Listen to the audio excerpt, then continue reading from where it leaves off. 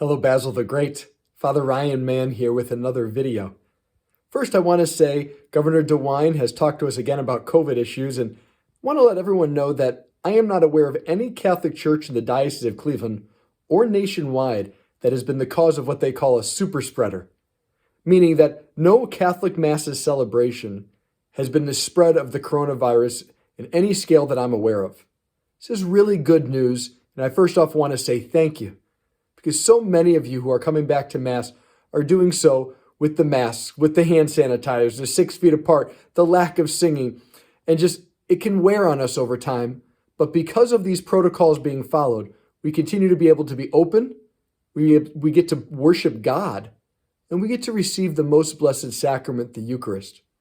Those of you who are still live streaming, I'm so glad through the hard work of parishioners and staff, we're able to offer the live stream so you can hear the Word of God and pray with us.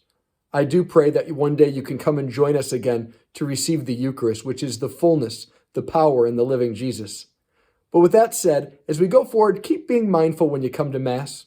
There's hand sanitizer, the 6 feet between each other, every other pew, the masks.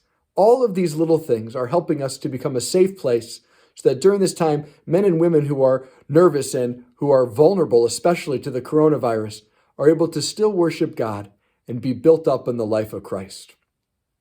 This past week on my day off, I went to Pittsburgh to visit a very good friend of mine, and might I say, a mentor, an 88-year-old Franciscan priest named Father Bob McCreary, a Franciscan Capuchin. He was a hero to me. I took classes with him in the seminary. He heard my confession numerous times. But just to be around him was to know something of Jesus, the heart of God. Jesus is the vine, and we all are the branches, those who abide in him and live with him. And so to know someone holy is to know something of Jesus. Father Bob taught me 2 things just by being around him.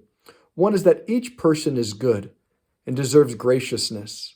The second thing is we don't have to look away from what's happening in our lives to find God. God became in flesh, and he's active right in front of us.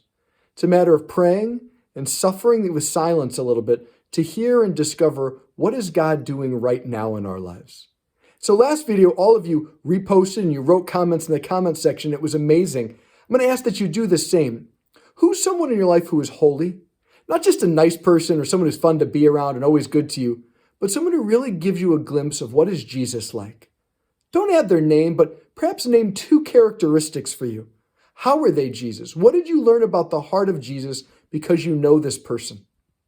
Finally, because of Jesus, we want to look at the scriptures where he's alive and speaking. And in the gospel this week, we hear him talk about the end times. We're in between 2 times. The fullness of time is when Jesus was on earth in his historical body. And we know he's going to come again in the end times.